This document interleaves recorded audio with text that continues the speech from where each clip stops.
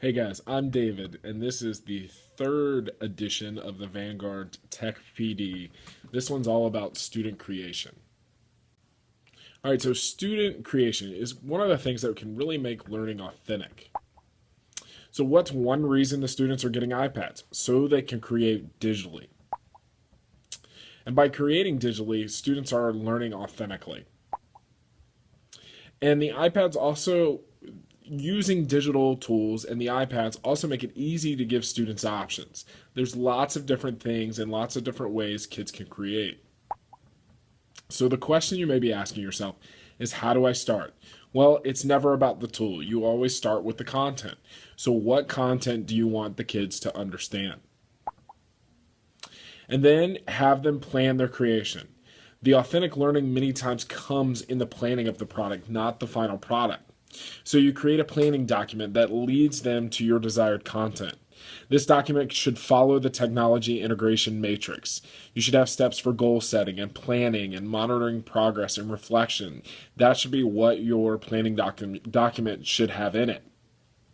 And it's okay to ask questions in that planning document that drives kids to the understanding you want them to have.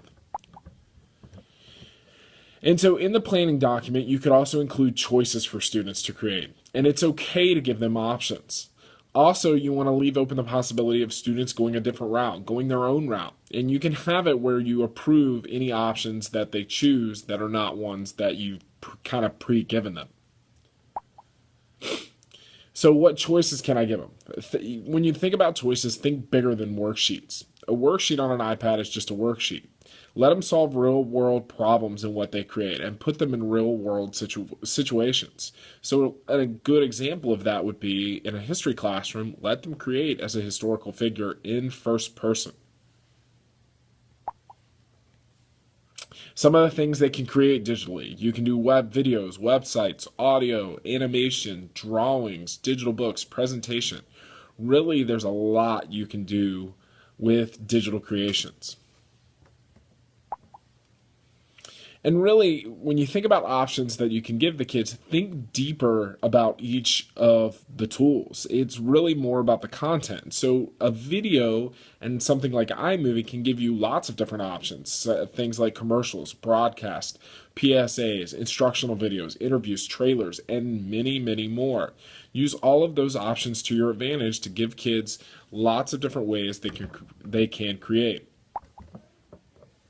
So some tools on the student iPads to let kids create that are on there right now. The first is iMovie, and iMovie allows kids to easily create videos.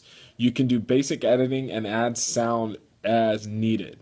It also has easy to build trailers, so it's a good, easy place to start with video in your classroom. The second one is GarageBand, and GarageBand allows kids to record and edit audio. Something to keep in mind with it, though, is that it also has virtual instruments, and these can be major time consumers with certain kids. Presentations are still viable in the right situation, so why not use some of them? If the kids can use them creatively, why not let them do it? And those are things like Keynote and Prezi. Educreations is a great app with lots of different tools to let kids create, lots of different ways kids can create on it. Because it's a recordable whiteboard, but you can also add narration. So it's a great way for kids to show their work. We've done math tutorials videos with kids in other classrooms. And now the question is always going to become is, do I always have to let kids create digitally? And the answer to that is no. The point here is to let them create. And it doesn't matter if that's with technology or not. The technology just gives you more options. It opens up options to you, and it gives you options in the way you present kids' choices.